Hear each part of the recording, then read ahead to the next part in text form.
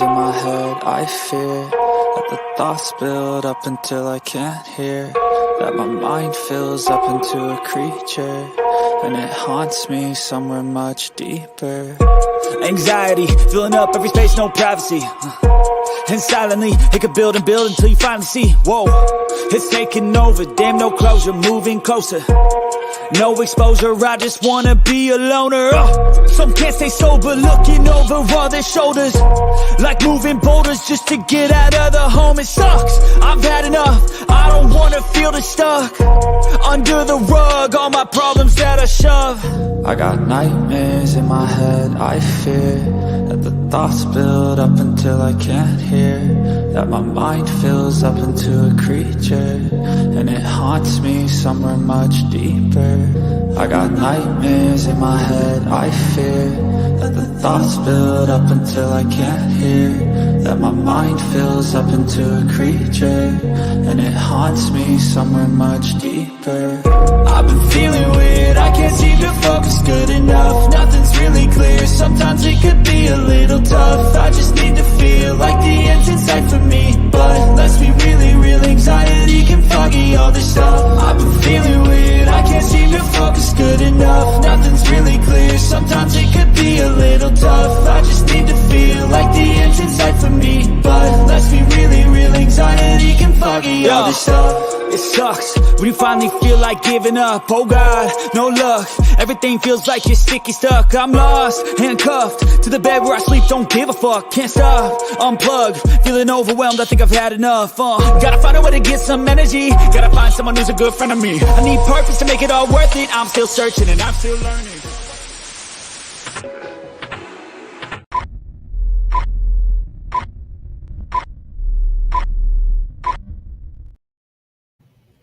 Hey everyone, how are you? Please hit that like button. I hope you had a wonderful day. I had a wonderful day. Today we're going to talk about different things, just some stuff that I found that, how I do around the world in 60 minutes. If you don't know, you're about to find out. So for this one, hey Lori, you got your email, I see. Hey Avery, and where's Kaz? Okay, so let's see. Where did Avery go?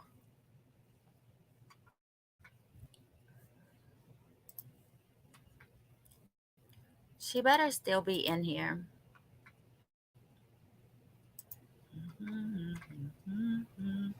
So for this one, I made a PowerPoint presentation. Look how pretty. You're welcome, Lori. I forgot last time and I was like, shoot. So here we go. So the first thing we're going to talk about is the Green River Killer. There's Kaz. Hey. Avery must have left me. How rude. Where is everyone?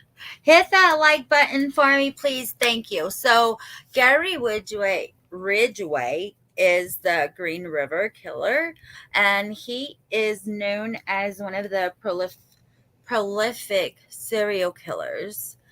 There were 5 women's bodies found in the Green River. I read this book a very long time ago, in the early 2000s, I think it was, I read this book. It was really good. So they found the bodies in the Green River in 1982. And actually, it was 2 boys that found one of the bodies under a bridge. 2 little boys was riding a bike on the bridge, and they looked down. It is, Kaz. Thank you. It is. Yeah, they were crossing the bridge and they looked in the water and saw something. So they looked closer and it was a naked woman stuck to a bridge pylon. That's crazy.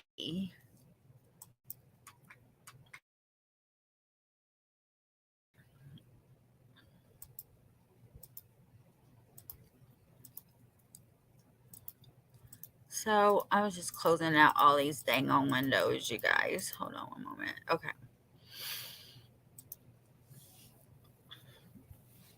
This is the Green River Killer. This is, let's see. That last size probably when it happened, and I don't know if if this is an updated picture. King County Sheriff's Department. In Washington State in the summer of 1982, 5 women's bodies were found in the Green River. They would start the hunt for one of America's most prolific serial killers. On July 15th, 1982, 2 boys were biking along the Green River in Kent, King County, Washington. While crossing a bridge, they noticed something in the water below them. When the boys went to look closer, they found a naked woman's body stuck to one of the bridge's pylons. The body was found wearing her socks and shoes with her other clothes tied around her neck like a ligature. An autopsy would show the cause of death and strangulation. An autopsy would show the cause of death and strangulation. And she had also suffered a broken arm. The police eventually identified the woman as 16-year-old Wendy Lee Caulfield. Whoa. In July 1982, Wendy was living with a foster family in Tacoma, Washington. On July 8th, she left her foster home and was never seen again. The police believe Wendy was killed shortly after leaving her foster home July 8th. Here we go again with the sex workers.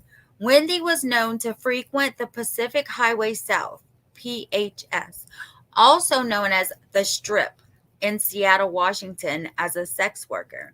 The PHS was known then to be a strip for sex workers and their pimps. Most were young women. Yeah, he is creepy looking. They all are creepy looking.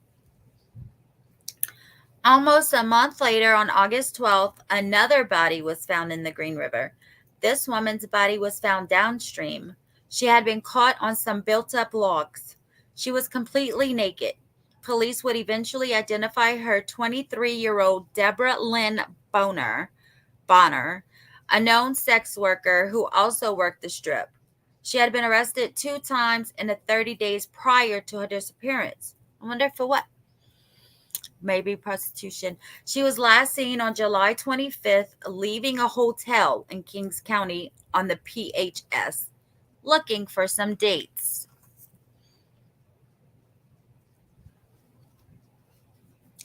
Three more bodies would be found in the same area of the Green River. On August 15th, only a few days after Deborah was found, a man was rafting down the river when he saw 2 bodies at the bottom of the river, naked and covered in large rocks. They were located only approximately 600 yards from where Deborah was discovered. Police arrived and removed the 2 women from the river. While searching the area not far from the location of 2 women, they found another body on the bank of the river. The 2 women found in the river were identified as 31-year-old Marcia Chapman and 17-year-old Cynthia Hines. 16-year-old Opal Mills was identified as the woman found on the bank of the river. All 3 women's cause of death was strangulation. Semen samples were found in Marcia and Opal, but DNA was not what it is today in 1982, but the samples were saved. In August 1982, Marcia Chapman was working as a sex worker to take care of her 3 children. On August 1st, she left the apartment she shared with her children and was not seen again. On August 11th, 10 days later, Cynthia Hines was working on PHS when her pimp recalled her getting into a Jeep with a man. She was not seen again. 1 day later, Opal Mills called her parents around 1 p.m. from a phone in Engle Lake State Park near the PHS. That was the last anyone heard from her, and friends would tell police that Opal had worked as a sex worker before. And this is the ladies: Cofield, Lovern, Boner, Chapman, Hines, Mills, Milligan, Meehan, Estes, and Rule. Man, this is so sad. After discovering the three women, the press started calling the suspect the Green River Killer. Months following the discovery of the bodies, a task force would be made in the hopes of finding what they believed to be a serial killer. But that would not be the end. Over the next few years, the task force would be called to the site of more and more victims. By 1984, they believed they had more than 19 connected victims. All the women were found in secluded areas around the Seattle-Tacoma area and had been strangled. People were afraid the bodies of sex workers were increasing, as well as missing persons. Many stopped working in the area, and if they did, they always worked in groups. There were even protests and demonstrations from people who believed the police were not doing everything they could because the women were sex workers. Probably so. The FBI would also lend a hand, giving a profile they believed described the killer. They opened tip lines asking for any information if anyone knew the killer or any of the believed victims. They got a phone call from a man called Melvin Foster, who gave a tip that a man named Dan Smith might have been involved. They would bring him in and quickly eliminate him as a suspect. The detectives on the task force would remember that the FBI told them that the suspect might call and insert himself into the investigation and may even point fingers at someone. This made them look into Melvin Foster. He was a taxi driver who worked on the strip. They brought him in for questioning. He even admitted to having some of the victims in his taxi at one point or another. He was asked to do a polygraph, and he agreed when asked questions about the victims and if he knew anything about the Green River killings. He failed the polygraph. The Green River Task Force would put Foster under 24-hour surveillance, and they never got anything from the surveillance, which was eventually stopped. In December 1984, a woman came forward after seeing a news report with the detectives from the task force asking for help. Rebecca Gard Gouy would explain that she had been assaulted by a man she believed might have been the Green River Killer. In November of 1982, she was hitchhiking on the PHS when a man pulled up in his truck and offered her a ride. She asked if he was looking for a date and offered him a blowjob for $20. He accepted, and she told him where to stop. She would ask if he was the Green River Killer, and to prove he was not, he showed her IDs from his wallet, which included a work ID for Kenworth Trucking Company. Oh, shoot. Hold on one second. My computer is about to die. Gosh, dog it, sakes alive. Whoop, whoop. Sorry about that, you guys. He asked if she would go into the woods to perform the sex act. She accepted, and they walked into the woods.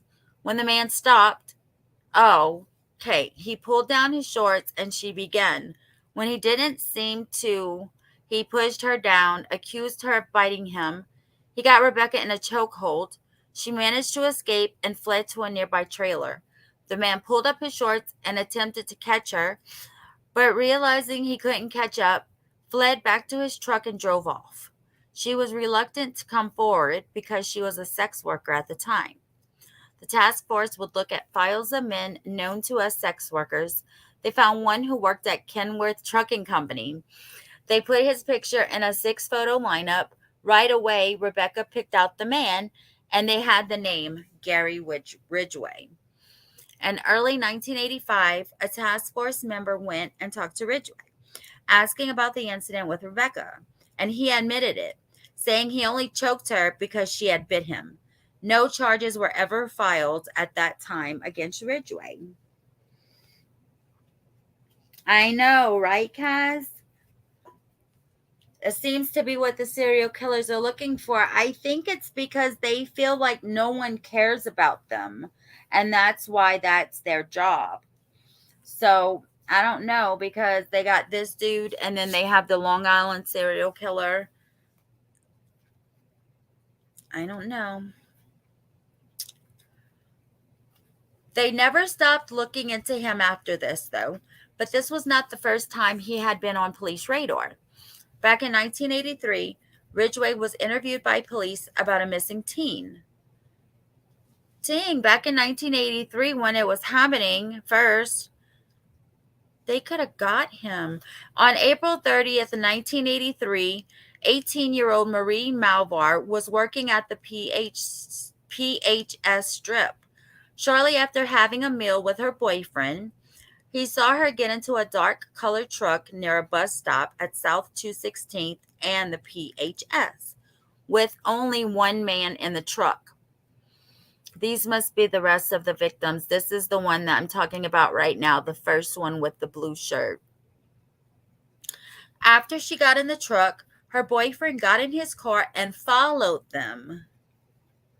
The truck first went north, then turned around in a motel parking lot and headed south. After a few turns, the boyfriend lost the truck. Marie was never heard from again. Oh man, I bet you that boyfriend has so much guilt. On May 3rd, the boyfriend reported her missing to the Des Moines Police Department.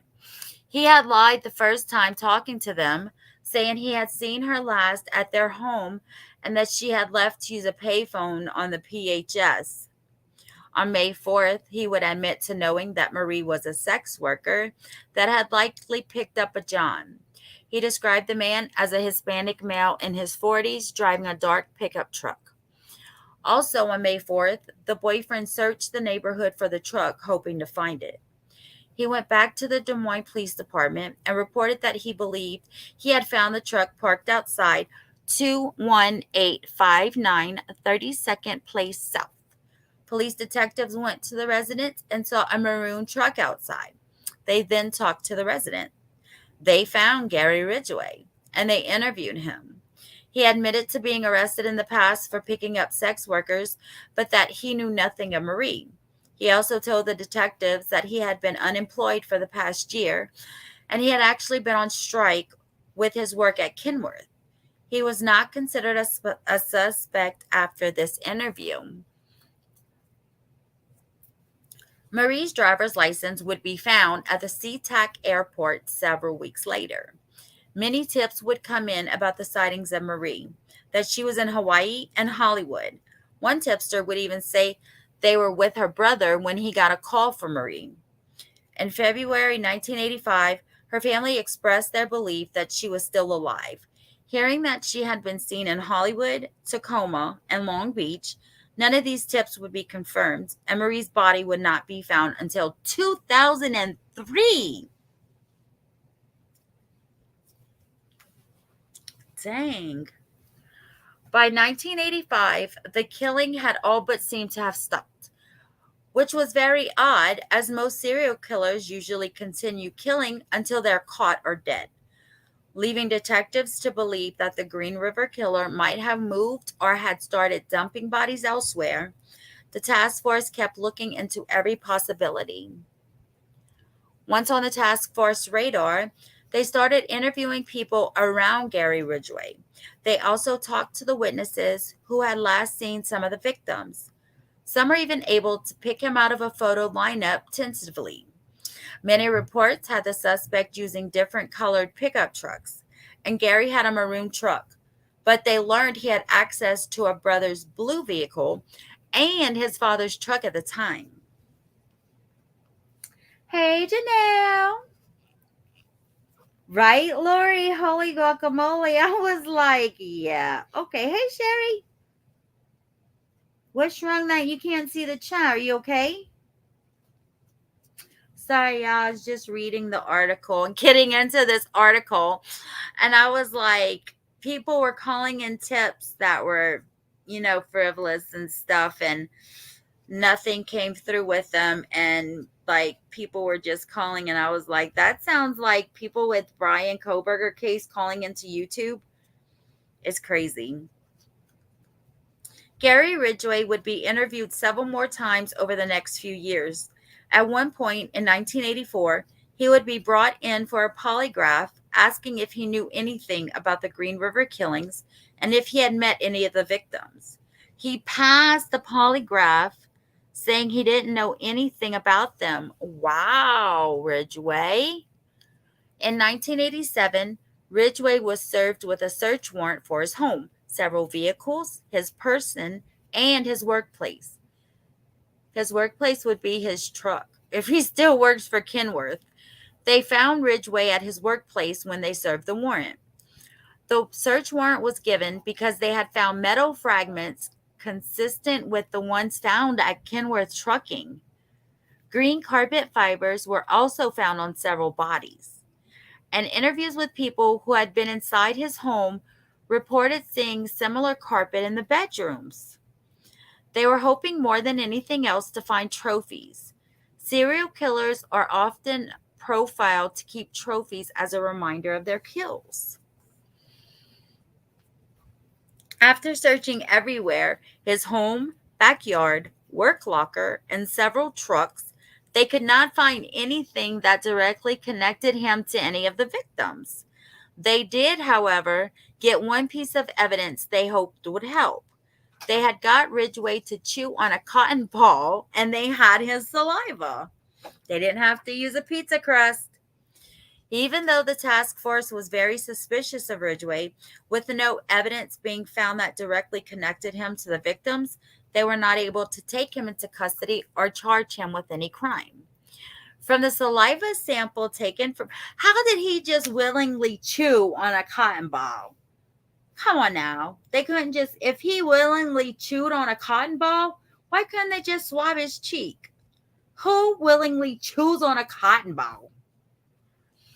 From the saliva sample taken from Ridgway, they hoped that at the time in 1987, they could get a blood type and match it to the blood type found on the bodies of the two victims in 1982.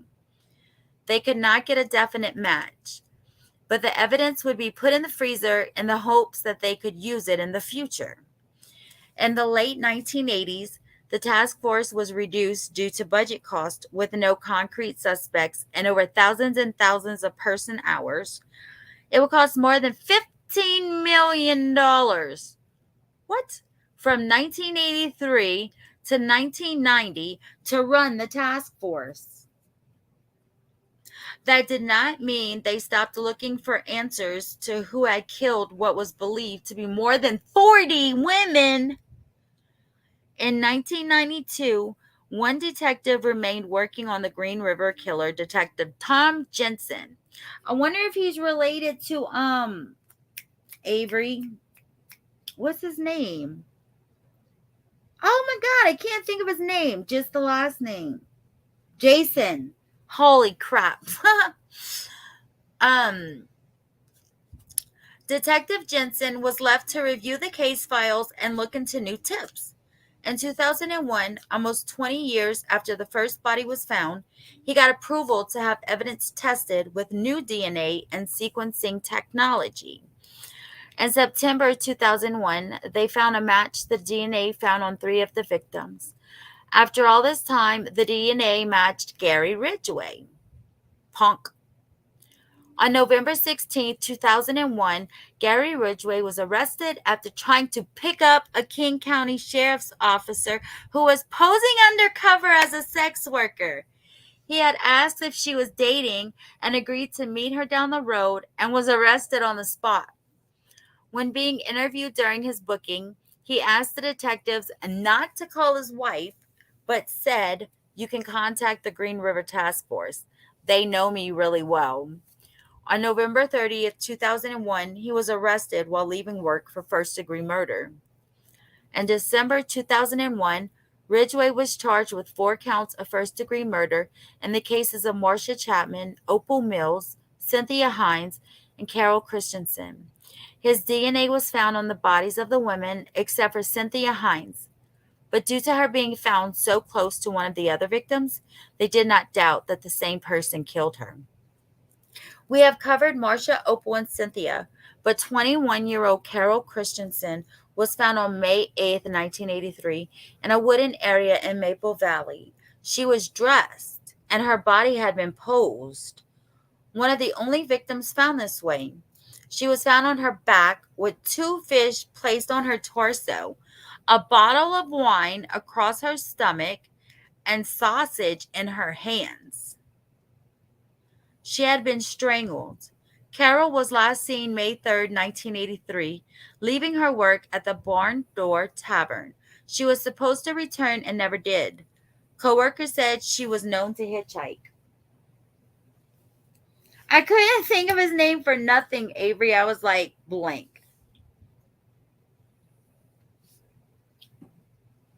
But I knew the last name. Yeah, do you know what that means? Fish too, don't forget the fish. She had 2 fish on her torso, wine across her stomach, and sausage in her hands. I have no idea what that symbolizes. I don't know if anyone else might know what it means, but I don't know. That's crazy. Later, Ridgway would be asked why he had posed her this way, and he would say it was all to confuse the task force at the time. That's why I figured she had clothes on, because he was changing. Instead of being naked, he was hoping that with them having clothes on, they would try to go somewhere else in different direction. But, I mean, you strangled her. That's what you did to all the other women.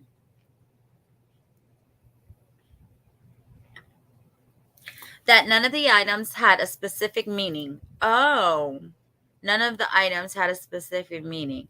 He redressed her and placed things he had in his house that he did not care about. 2 fish, a bottle of wine, and some sausage he had in his house and didn't care about. Why does it have to be food? He didn't care about food? Gary Ridgway pleaded not guilty to all charges. On April 15, 2002, prosecutors filed a written notice that they planned to seek the death penalty. Over the next year, detectives and prosecutors would go over all the believed Green River cases, hoping to find forensic evidence to file possible new charges. They would send hundreds of pieces of evidence to be tested. While this was going on, the King County Superior Court would put a charging deadline of March 28, 2003 to ensure the trial against Ridgway proceeded in a timely manner. Right before the deadline, a private laboratory found evidence of a paint smears on 2 victims, Wendy Caulfield and Deborah Estes, that matched highly specialized paint used in Kenworth truck paint, where Ridgway worked. On May 30th, 1988, construction workers digging for a playground found the remains of 15-year-old Deborah Estes in a shallow grave in Federal Way. She was buried. They found 2 pieces of clothing with the remains of a bra and fragments from a black sweater with metallic threads. A witness would confirm that she was wearing it on September 20th, 1982, when she was last seen near a motel. Deborah, of course, was working as a sex worker. Prosecutors would file 3 additional murder charges against Ridgway for the murders of Wendy Caulfield, Deborah Estes, and Deborah Bonner, the last of the victims found in the Green River, on March 27, 2003, the day before the deadline. Gary Ridgway would plead not guilty to the additional charges. The trial date was set for July 2004. After reviewing the hundreds of pieces of evidence and witness statements, they could not tie Ridgway directly to any further victims. But shortly after the additional charges, Ridgway's defense team came to the prosecution with a proposition. If they remove the death penalty, Ridgway would plead guilty to 7 counts of murder, give details, and plead guilty to an additional 40 to 47 counts, and serve life in prison without parole. Gary Ridgway would provide candid accounts of his crimes in King County, as well as direct detectives to undiscovered remains of his victims. In April 2003, the prosecution had a decision to make. They could go to trial with the 7 counts and put it to the jury, hoping to get the death penalty, or they could take the deal. Ridgway would spend his life in prison, and more than 40 families and the task force would have answers they have waited decades for. On June 13, 2003, the prosecution agreed to the plea agreement that would put Gary Ridgway in prison for the rest of his life. Gary would provide information on all crimes he had committed in King County before and after the 1982 to 1984 killing spree. He would show detectives locations of previously undiscovered remains and would give details only the killer would know of the official known victims. By identifying the unsolved murders, detectives could determine victims for which Ridgway was not responsible, and those cases could be looked at with an eye on a new suspect.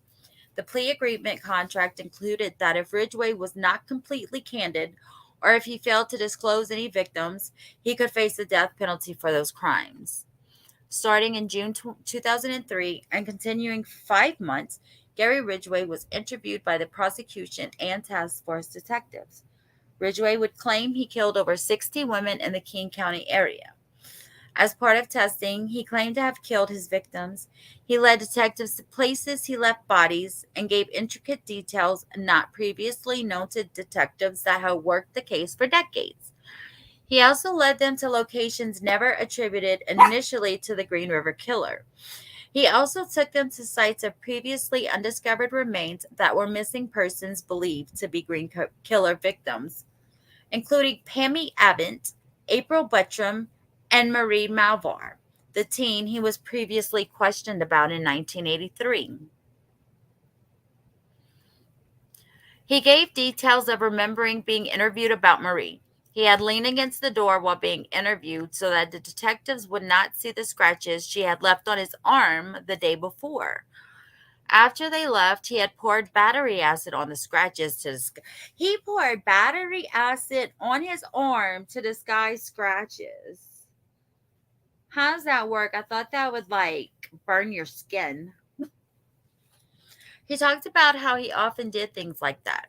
If he got hurt while moving a body, he would fake a work injury and go on workers' compensation that he didn't smoke or chew gum, but would often leave wrappers and butts, even motel flyers, at crime scenes to confuse law enforcement.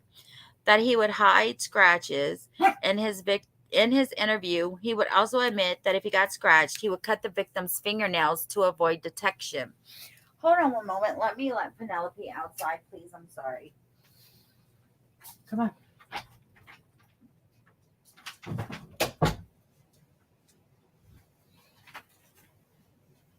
Okay, sorry. One of the last things he did to try and throw off the task force was when he dumped 2 bodies in Portland, trying to get the task force to believe that he had moved on. During his 2003 interview, he first started by giving bits and pieces of information. Initially, he minimized his actions because he didn't want his family or anyone who might publish a true crime book to have him in the best possible light. Early on, he would claim he did not plan to kill the women until something had provoked him into a rage. He would later admit that he would always plan to kill the women, offering them more money than they asked for because he knew he would never pay it. That he might actually make money if the women had any cash on them when he killed them. Oh my gosh. He talked about how he would use the picture of his son to put his victims at ease, showing his ID, covering his name with his son's picture on it. That was not the only way his son was involved. He would admit to picking up his second victim, 19-year-old Giselle Laverne, in 1982 with his 7-year-old son in the car. He picked her up for a date, and she directed him to a spot. He told his son that he was going for a walk with the woman and to stay in the car once out of sight from his son. They had sexual intercourse after he said he thought he heard his son. When she looked up from behind, Ridgway put her in a chokehold till she passed out. He then used his socks tied together, wrapped around her neck, and used a stick to tighten until he was satisfied that she would not regain consciousness. He returned to his son and dropped him off, returning later to dispose of the body. He also admitted to returning to her days later, while his son was sleeping in the car and having sex with her post-mortem. Are you kidding me? He often took women back to his house and would show them his son's bedroom before he killed them. In the interview, he admitted that dozens of women asked if he was the Green River Killer when they got in his car before he killed them. He would use his small stature and picture of his son to explain how he could never be the killer. Some would be reluctant to get in his car because they believed him to be a cop. He would keep beer in the truck and offer it to them, saying he was not a cop. He explained in the interview that these were not random spur-of-the-moment killings. He would get in his truck and go out specifically with the intention of picking up a sex worker and killing them. He said he only picked up street-walking sex workers because they were less likely to be reported missing. See, that's what I was talking about. They think that the prostitution sex workers don't have family that love them, and that's why they're in the job that they're in. So they feel like no one would report them missing right away. Ridgway also said he picked young sex workers because they told him they only had done this a few times. He could believe it. He told them, I talked to them before I had sex with them, and she'd say, I've only done this a few times before. I mean, if she's 13 or 14 years old, are you kidding me? If you get one that's 20 and 25 that talks the slang and everything, and they say, I've only done this a few times, they probably got an arrest record and they're lying. But the young ones stood out more when they talked when they were dying. Dude, is this dude dead yet? He did talk about how a few times, but not many during his killing spree, he would pick up a sex worker and not kill her, but that didn't happen often. He also sometimes would go through with a date in the hopes that the woman will feel comfortable in his car the next time he picked her up, and then he would take her back to his house and kill her. He often had intercourse with the women before so that he could get them as naked as possible before he strangled them. He always strangled his victims. Ridgway initially said in the interview that he had stopped killing in 1985 when he met his wife, but that date changed, and he admitted that he had killed women till his arrest in 2001, but his later crimes were amateur and much less frequent than his killings from 1982 to 1985. Ridgway had a hard time remembering specific victims. He remembers the killing, but not the faces of his victims. This is believed to be because of the They were not people to him. They meant nothing but property.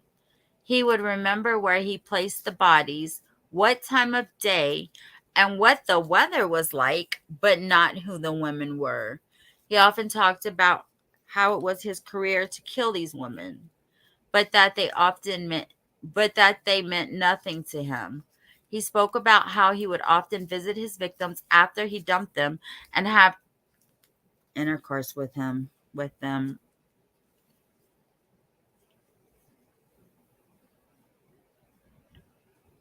saying it was a way of not picking up a live victim immediately.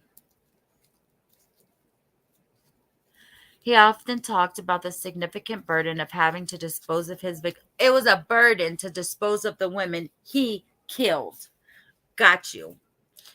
Having to find places for them. Ridgway said that if he killed them in his home, he would dispose of the body quickly, removing them within half an hour. He would often drag them with plastic or a rug to his door, back up his truck, and put them in the back under the canopy. He would even turn off lights to ensure they didn't see him moving the body from his home. He would often follow very easy rules when disposing of the body. He tried never to leave a body where he killed them. He always drove to a secluded place and dumped the body. He would pull his truck away and then walk back to drag the body deeper into the area. He almost always left them naked, so there was little physical evidence. In the case of the Green River victims, he said he put the women at the bottom of the river because police had already found two of his victims and he didn't want them to have them. He considered these victims things, property that belonged to him.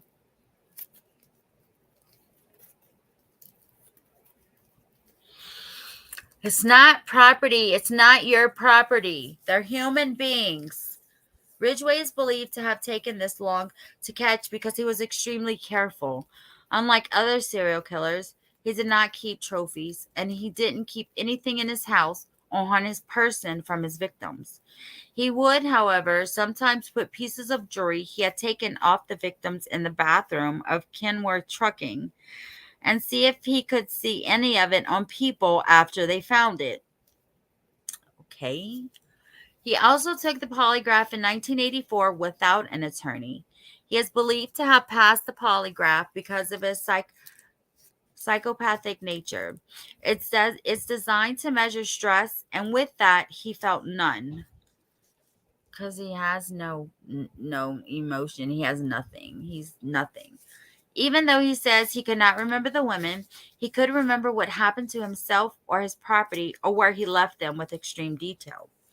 Ridgway also did not have a racial preference. He did say in the interview that he preferred white women, but in the end, it was the kill that mattered, not what they looked like. When Gary Ridgway was asked about his first kill, he couldn't really remember. He said he had left bodies before Wendy in more open places like against a fence or in the street, a well-walked area.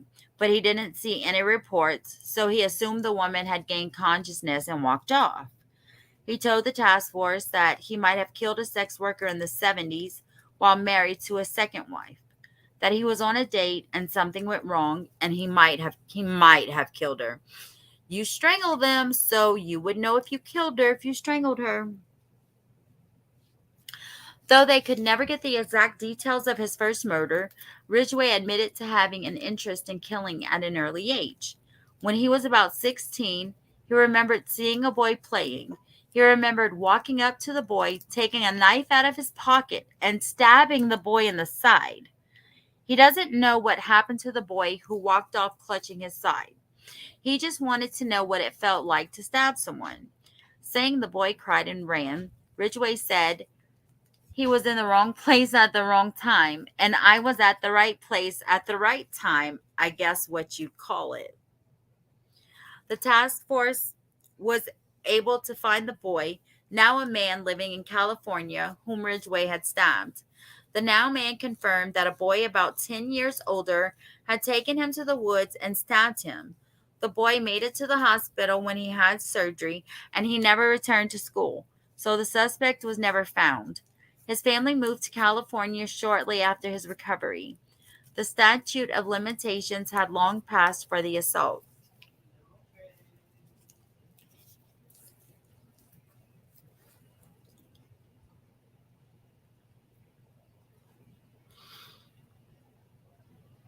Dang, golly, dude. Look at all his victims, you guys. Do you see this?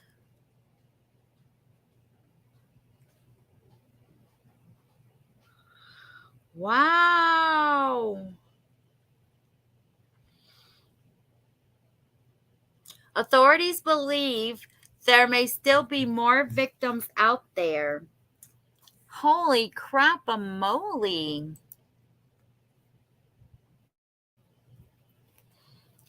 I don't know.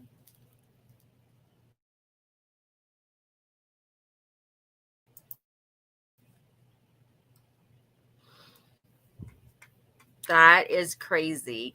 And maybe it's because it was so long that I read the book that I don't remember. Of course, I don't remember anything anyway. But yeah.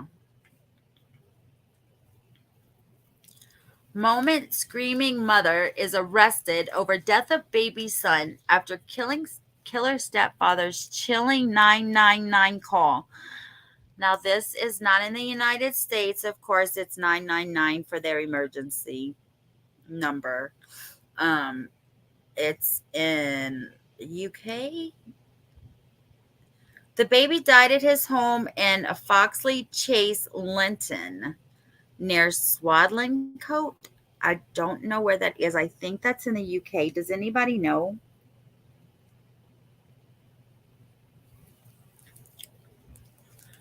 So, this is a 10-month-old baby, okay? 10-month-old baby. He was kicked or stamped on with such severe force that it fractured a rib and caused a tear in his stomach and bowels.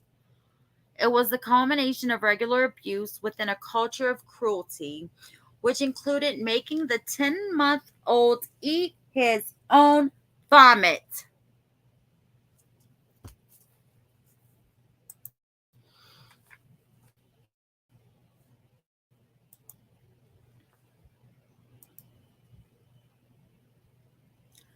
Okay, I'm going to play the 999 call. Thank you, Avery. I figured it was. Let me know if you can hear it, and I'm going to mute myself.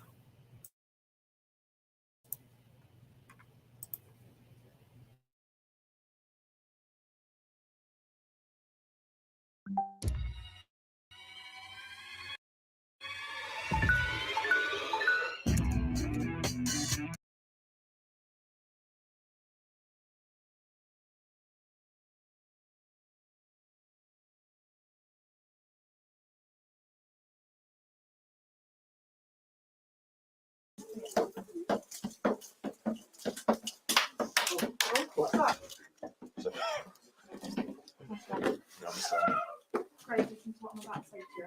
At this time, I'm arresting you on suspicion of murder of Jacob. You do not have to say anything that may harm the defence. If you do not answer my question, something to say in court. Anything you do say may be given evidence. Turn around for me. You won't need them. I'll come with you. Just turn around for me. The necessity for the arrest is for a prompt and effective investigation. I don't understand what you're saying. Just listen to what I'm saying to you. Submit it. You're under arrest on suspicion of murder. Listen, you do not have to say anything, but it may harm your defence if you do not make too many questions and put your words to line in court. And if you do say, may be given in evidence. Okay? So your arrest is necessary for a prompt and effective investigation. Okay? Gemma, try and breathe for a second. Try and breathe. Right, I'm going to put handcuffs on you. Okay?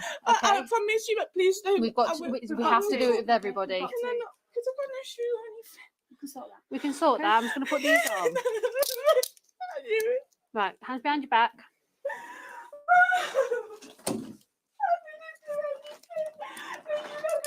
Ambulance, is the patient breathing? Hello, no, he's passed away. Okay, tell me exactly what happened. We've got a 10-month-old baby. He was struggling to eat last night. He brought up his dinner. We put him to bed. We kept checking him throughout the night. My partner checked him at 5 o'clock. She told me that he was okay. Everything was fine. I've just gone in to go and check him, and he's stone cold. He's gone.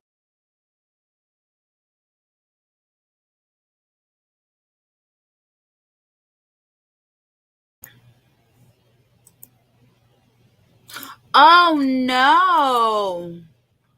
Oh, I thought she was found safe. The moment a screaming mother was arrested on suspicion of murdering her 10-month-old son has been revealed alongside the chilling 999 call made by his killer stepfather. Jacob Crouch was found dead in his cot at his Derbyshire home on the morning of December 30th, 2020, and was later discovered to have 39 rib fractures, 19 visible bruises, and several internal injuries following a vicious assault. This is a 10-month-old. How does this happen? A jury at Derby Crown Court on Wednesday found his stepfather, Craig Couch, 39, guilty of murder and 3 counts of child cruelty. I know. 10-month-old, 39 rib fractures. We don't have, but how many ribs? 19 bruises visible. A 10-month-old is small.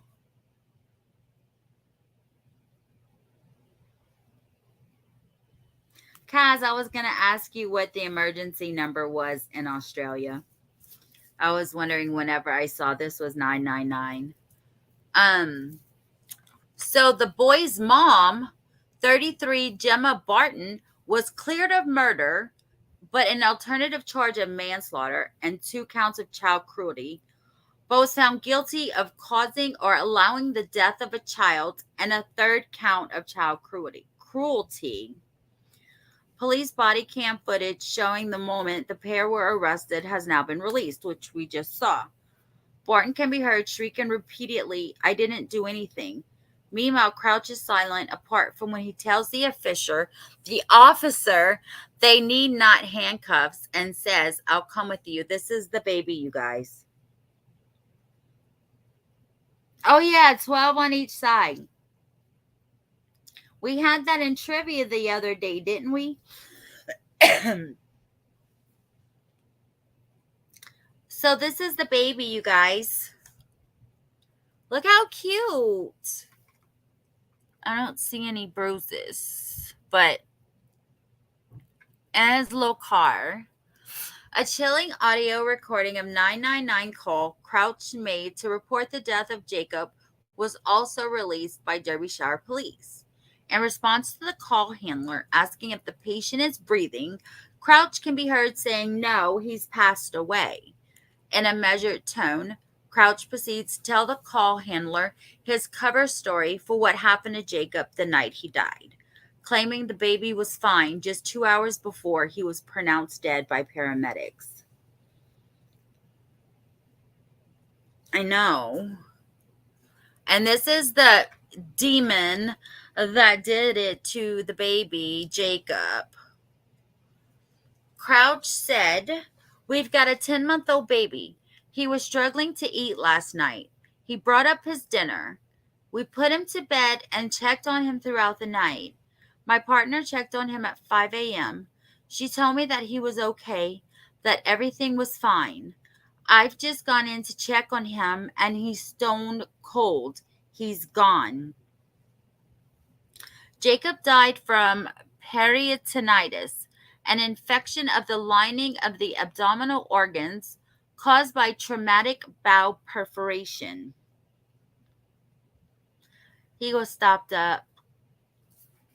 Prosecutor Mary Pryor KC said that the baby died at his home in Foxley Chase, Linton, near Swadlincote, following a vicious assault, which saw him kicked or stamped on with such severe force that it fractured a rib and caused a tear in his stomach and bowel.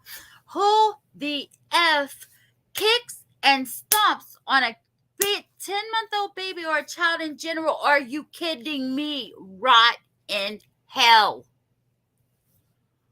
Oh, Jesus. Please take the wheel.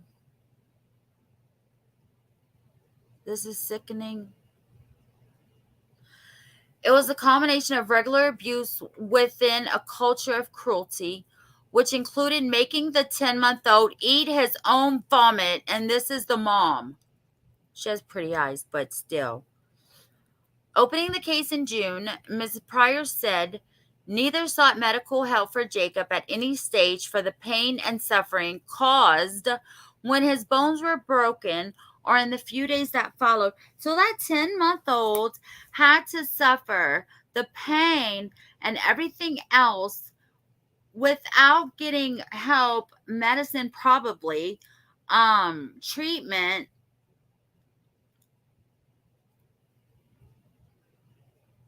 He just had to suffer with broken bones.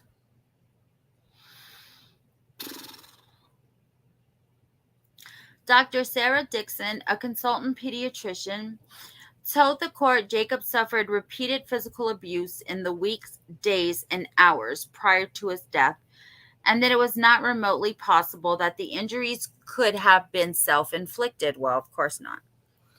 They included a traumatic bowel perforation, which led to a fatal infection, which forensic pathologist Dr. Michael Biggs said could only have been sustained through blunt force trauma, such as a punch, kick, or a stamp.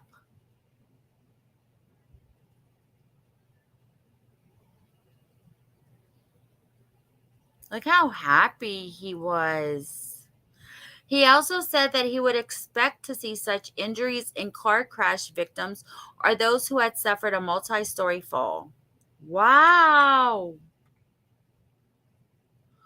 Given evidence, Crouch, a forklift driver at JCB, had said that Jacob's injuries had nothing to do with me, stating that he didn't see anything and didn't see anyone do anything to hurt his stepson. He claimed he loves children and that he had supported Jacob from the start. Barton, 33, also denied ever harming her son, and when asked who could have inflicted the injury, said, "It was not me, so that leaves Craig." Oh, snap. Ha ha. She claimed her son was her bundle of joy and said it felt like her whole world had just ended when she was awoken by Crouch screaming that Jacob was dead. Barton of Ray Street, Henner, Derbyshire, and Crouch of Donisthorpe Lane, Mora, Swaddlecoat, will be sentenced at the same court on Friday. You sick bastard.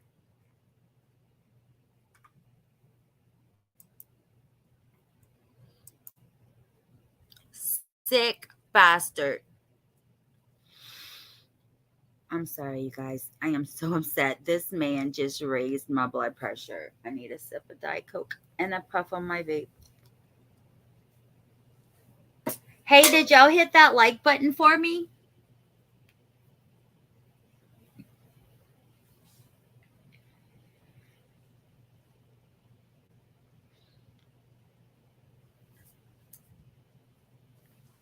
That's insane. Like, oh my gosh. I don't know. I just don't understand it. We just don't understand it, how people can just be this way. And the thing is that it happens so often. TikTok influencer and her mother guilty of double murder. Did y'all hear about this? I didn't hear about this.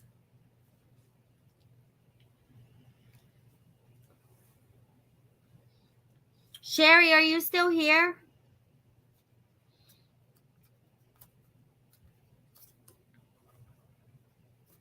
Lori, are you still here? Where did all my people go? A TikTok influencer and her mother were found guilty of murdering 2 men during a high-speed car chase after ambushing them. Why? Jurors deliberated for more than 28 hours before finding the YouTube and TikTok content creator and her mother guilty of 2 counts of murder. And they will be sentenced September 1st. So she was a YouTube creator.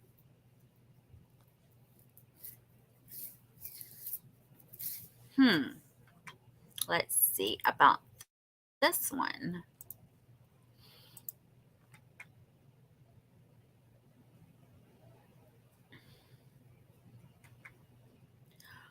TikTok influencer and her mother guilty of double murder. Oh, yeah, definitely cannot pronounce these names. A TikTok influencer sobbed in the dock as she and her mother were found guilty of murdering 2 men during a high-speed car chase after ambushing them. Saqib Hussain and Mohammed Hashim Ijazuddin died when their car left the A46 dual carriageway near Leicester on February 11, 2022, with prosecutors saying during a 3-month trial at Leicester Crown Court that they were deliberately rammed off the road. Jurors deliberated for more than 28 hours before returning a verdict, finding YouTube and TikTok content creator Mahek Bakari and her mother, Ansrin Bakari, guilty of 2 counts of murder on Friday afternoon. That last name kind of looks familiar. Fellow defendants Rakan Karwan and Raiz Jamal were also found guilty of 2 counts of murder, while Natasha Akhtar, Amir Jamal, and Sanaf Gwala Mustafa were all found not guilty of murder, but guilty of 2 counts of manslaughter. Mohammed Patel was found not guilty of murder or manslaughter. Golly, how many people they have? The victims, both 21 and from Banbury in Oxfordshire, were in a Skoda chase by Audi and seat vehicles containing the 8 defendants. Oh, they were all in the car together. Mahek Bakari, 24, was said to have taken part in the ambush after Mr. Hussain threatened to sexually explicit material to expose a long-running affair he had with the 46-year-old mom. Holy guacamole, now it all comes out and makes sense. The court was told Mr. Ijazuddin Skoda Fabia split in 2 and caught fire after hitting a tree at the 6 Hills Junction in the early hours of February 11th last year. Bakari and her mother, both of George Ederland Close, Tunstall, Stoke-on-Trent, how long are their cities and states, had denied 2 counts of murder. Prosecutors said Mr. Hussain was lured into meeting with the Bakaris on the pretense of giving him back the 3,000 pounds he said he had spent on taking his lover out during their tryst. Instead, Mr. Hussain and Mr. Ijaduddin, who had driven his friend to Leicester for the meeting as a favor, were ambushed and then chased before the fatal crash. So they were doing a favor for someone and they got ambushed and they crashed the car, which busted out in flames. Wow. In a 999 call to police made by front seat passenger Mr. Hussain moments before his death, he said their car was being rammed off the road by balaclava wearing assaults and 2 pursuing cars. I can't read this article. I am sorry. Judge Timothy Spencer, KC, thanked the jury, made up of 5 men and 7 women, for their remarkable service and excused them from jury duty for the next 30 days. The defendants will be sentenced on September 1st. Before remanding them into custody, the judge said, "You know the sentence will be very serious." Speaking to the press outside Leicester Crown Court following the verdicts, Saqib Hussein's father, Sajjad, said the grief of losing his son has been further compounded by having to relive the horror over and over each day we've been in court. He said, "My family and I would like to thank Leicester Police greatly for their fairness, diligence, and painstaking hard work ensuring that those responsible for Saqib and Hashim's death could not evade justice. We hope and have confidence that Saqib has found rest with our eternal Lord and that we will be able to be with him again when we pass away. We also pray that no family will ever go through what we had to go through." Mohammed Hashim's uncle, Ansar Hussain, said his nephew was 1 in a million. He said, "The day we found out Hashim had died, our world came crashing down. His death had changed everything for not just our family, but the whole community. Everyone who knew Hashim loved him. His death is not just a massive loss to our family, but a massive loss to everyone who knew him. He was a cheeky young man who was always smiling, a handsome man who was beautiful on the inside and out. He would do anything for anyone. He was caring and very kind-hearted. He would always put others first. On that tragic day, he was simply helping a friend by giving him a lift, which resulted in his death in such a harsh manner. It has been extremely painful for all of our family to lose Hashim at such a young age, but also in the circumstances in which we lost him. We will always be proud of him. Hashim was and always will be one in a million. Dang. YouTube creator? Have y'all heard of her?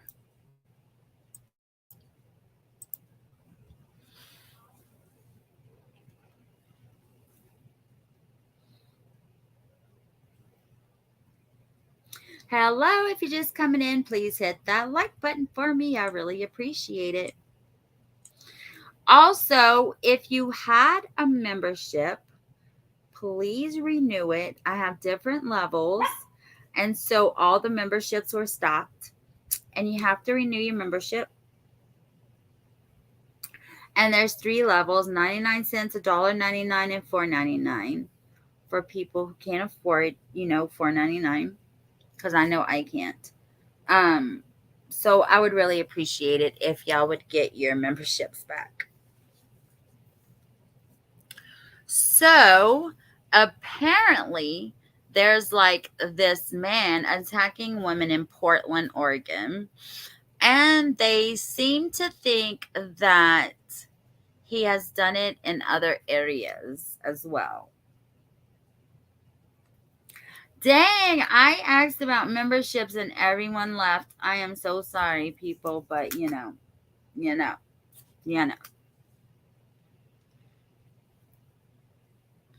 I mean, even my good friends didn't get theirs back. So, sorry, people.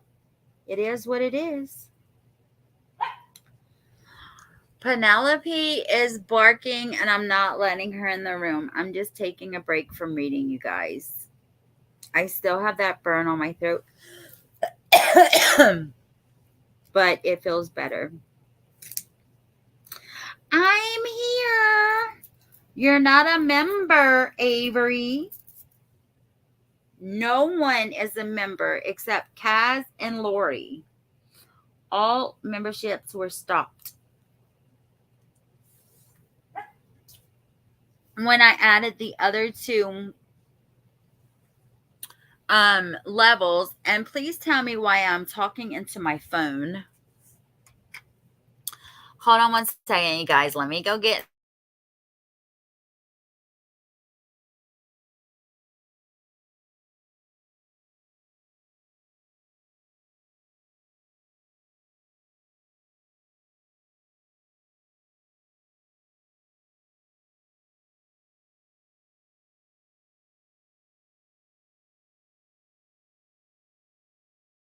oh my gosh. Penelope just walked all over my laptop and unmuted me. So let me tell y'all, when I went to Walmart today, my bathing suit that I have, like before I lost weight, well, the top is kind of too big for me.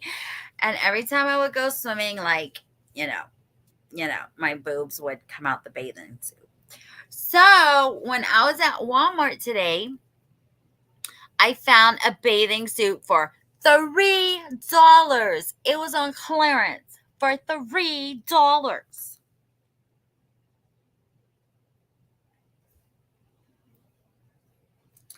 Thank you for being here, Avery. Come up.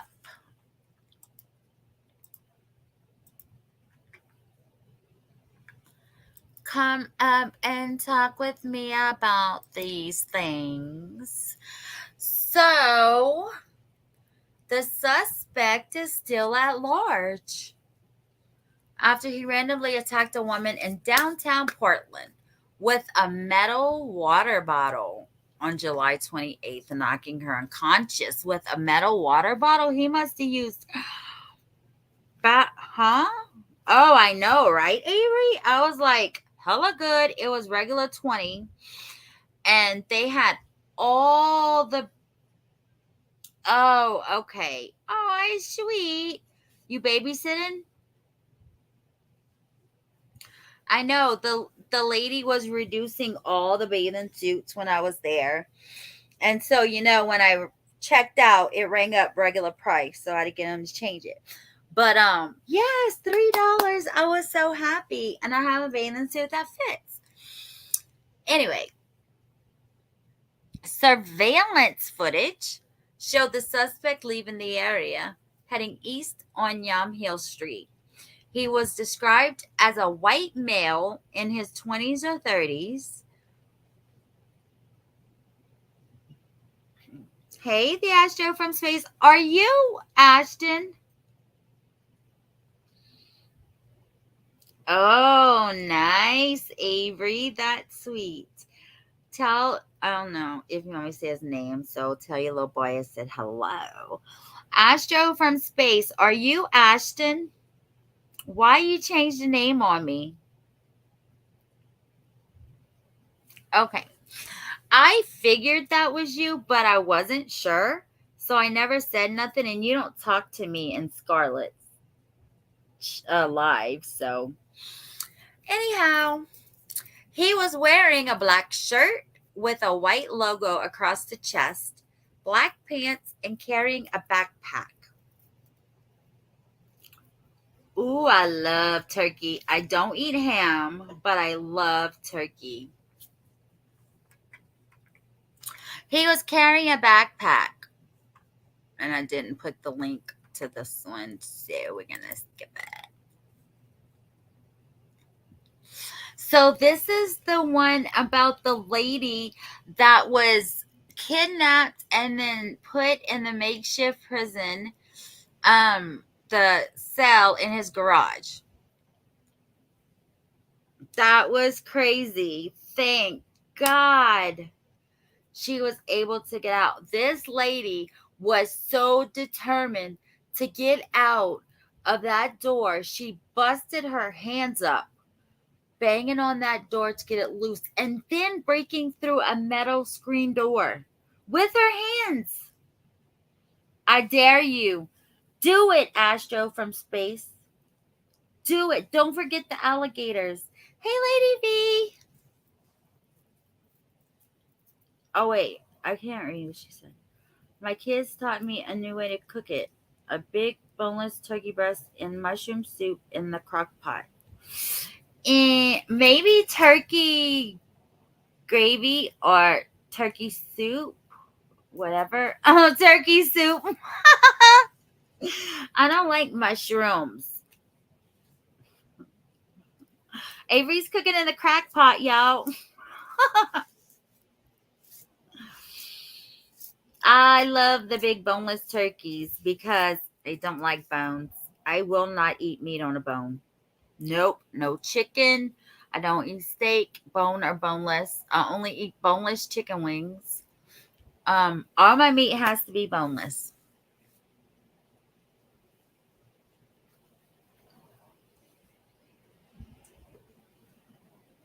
I don't know if Sherry's still in here or not. Avery and Lady V, do you know my history with the Astro from space?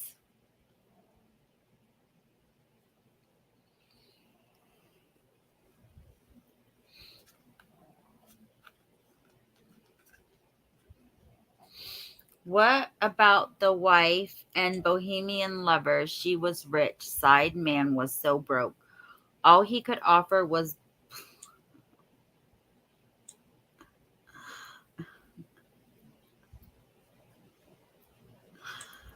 I prefer my meal with a big bone. Oh my God.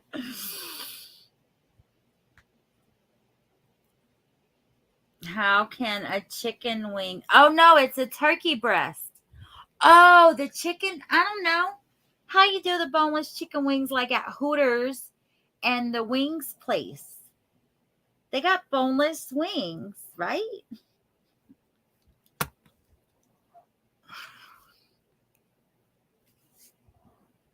Somebody please tell me I know what I'm talking about because I know I've eaten them.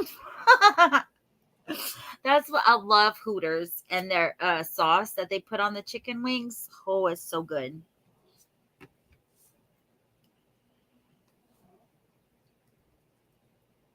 So at least that way you just set it and forget it. So Avery, how long does it take to cook in the crock pot? How could she try to kill her husband? He was super rich. Who are you talking about?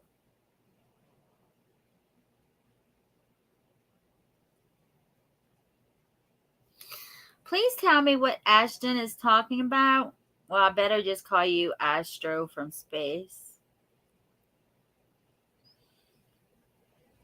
Yeah, what is he talking about? Am I behind or something?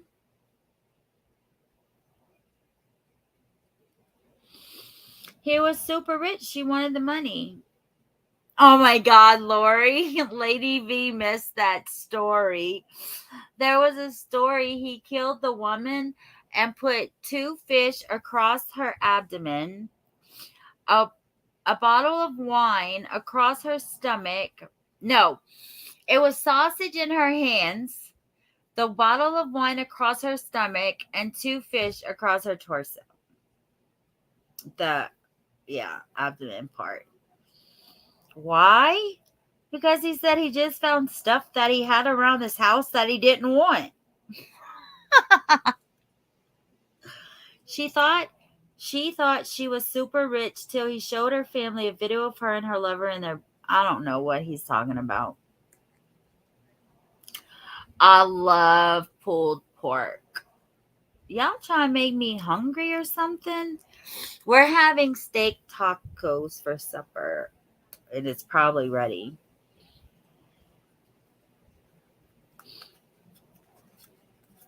Somebody please inform me of what Astro from space is talking about, because I don't know what case he's talking about. Oh, I didn't even look into her case yet.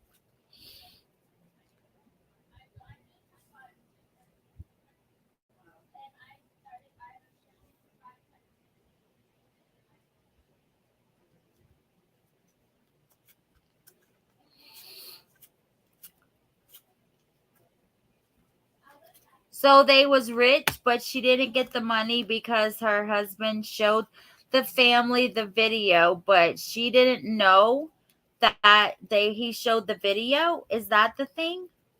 So she didn't get the money? Oh, really? I'm going to have to look into that tonight. You guys, I'm not finished with the stories. Well, I have this lady. I know everyone went live about it. I didn't go live about it, so I was just going to read it real quick. And then the bond is denied for the South Carolina woman accused of killing the bride. I don't know if y'all heard about that, but yeah, she was very drunk.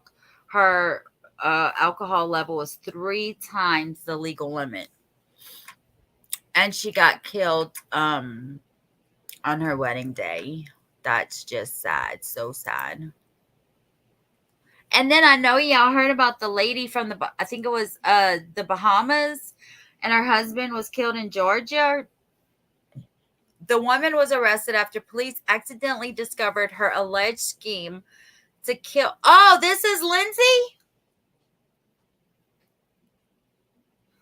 Oh, hold on one second. Lady V, hold on one second. I have to get it from YouTube Studio.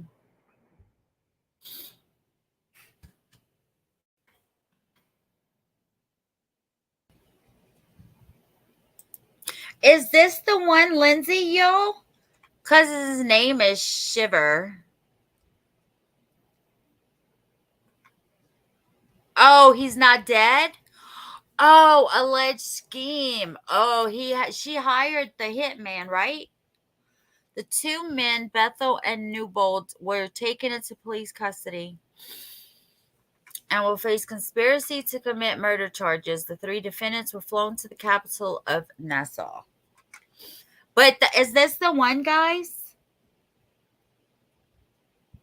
Yeah, it is. Okay, I'm going to have to look into this. So that is so cool. They caught her from the WhatsApp chat. I don't have that and I don't get on that. And then we know the lady that oh shoot, Lady B, I'm sorry. I started talking and forgot. So question. You guys remember the lady that went into the bathroom at the gas station and had a baby in the toilet and left, and they saw her on the security camera, and they actually caught her trying to cross the border of Texas and Mexico, and they caught her at the border. So, and kids, so I have a question. You guys heard about this, right? I know a lot of people. Oh yeah, the woman that had the baby in the toilet. So this said she was 62 years old. You cannot tell me that girl in that freaking thing was 62 years old. Oh, well, yeah. That led authorities to apprehend Sharon. Wait, hold on. Why is this about a wreck?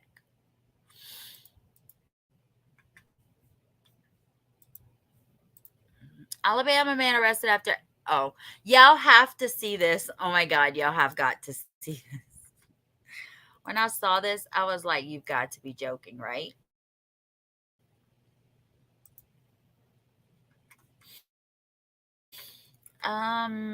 Settings.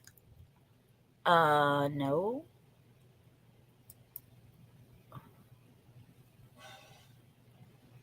Nope. Nope. Nope. Wait. Oh. Avery, where do I find this at?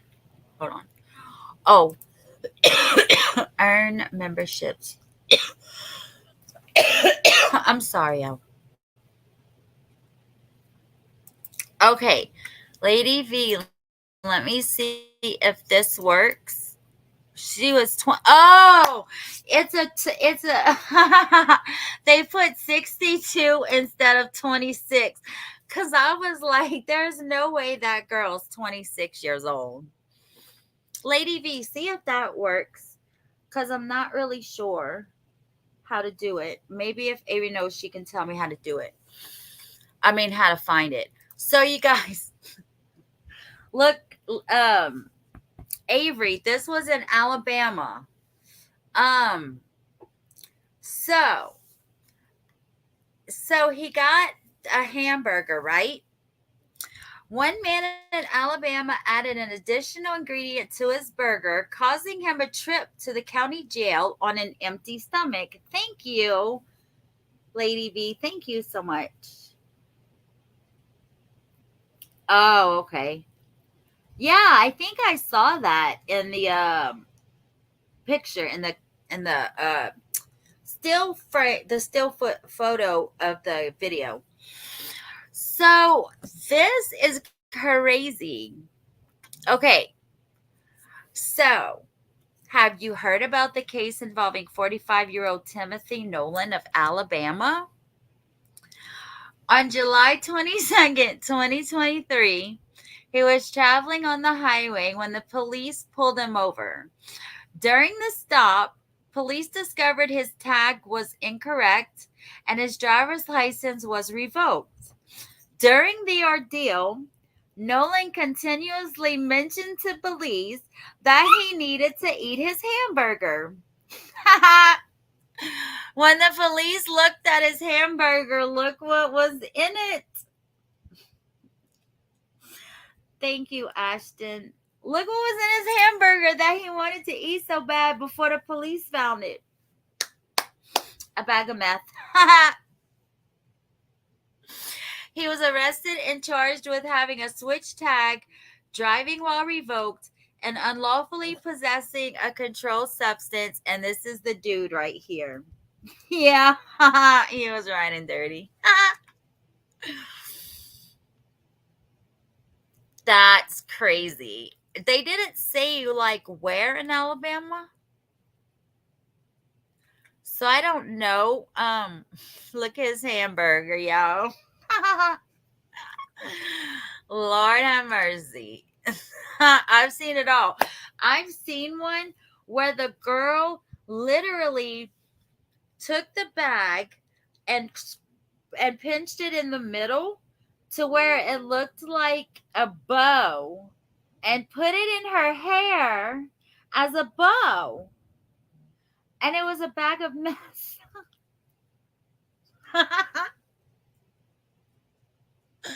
That was funny. If I ever see that picture again, I'm going to screenshot it and show y'all. That was insane. It was so hilarious. I would have never thought of that. But, you know, I think of putting it in your bra, which I don't anymore. I've been sober 17 months, y'all. But anyway, yes, that is so crazy. So Lady V, now that I know that link works, now that I know how to get it, thank you.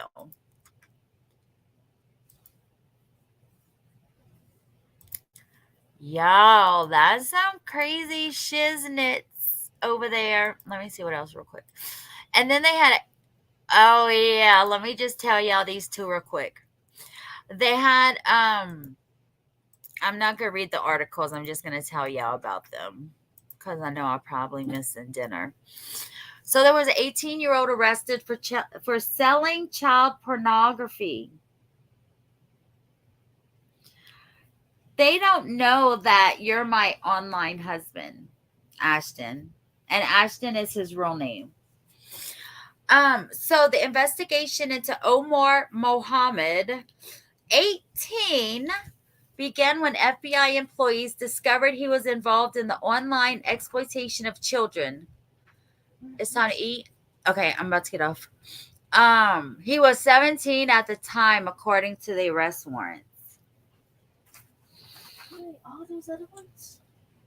All the other ones, the other bag? Yeah, girl. Yeah, say something mean. You want to say hello? Sure. Hey. You good? They can hear you. Hello? They're not going to talk back to you, though. Hello? They're right here. Why It's right say here. it like hello? Hello? Hi. Look. Isn't Nevaeh saying hi? Who's your other wife? Ooh.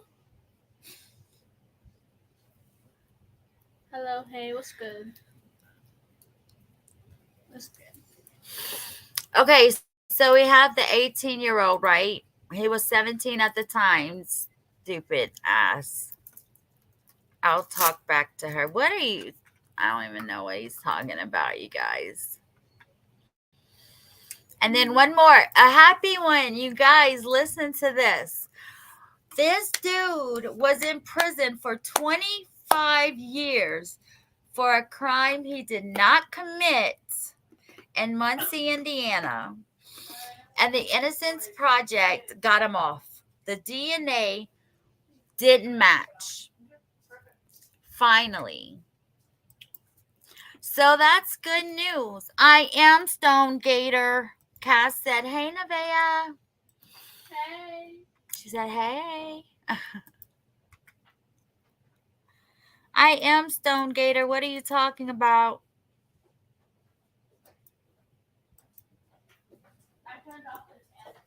Oh. No, I meant like... She said, hey. And I'm like, you won't hear them talk back to you. It's steak soft tacos. I can only eat like one or two, but yeah. So anyway, it's just me and Nevaeh tonight. So we're going to play Uno after dinner. All right, everybody. I hope you had a wonderful time. Don't forget to hit the... Did you hit the thumbs up, the Astro from space? Don't forget to hit the thumbs up for me, please. And if you want to join the membership, they're there. And I appreciate everything, you guys. Have a wonderful night. Thank you, Lady V, for becoming a member. I so appreciate that. Yes, we're still married. Good night.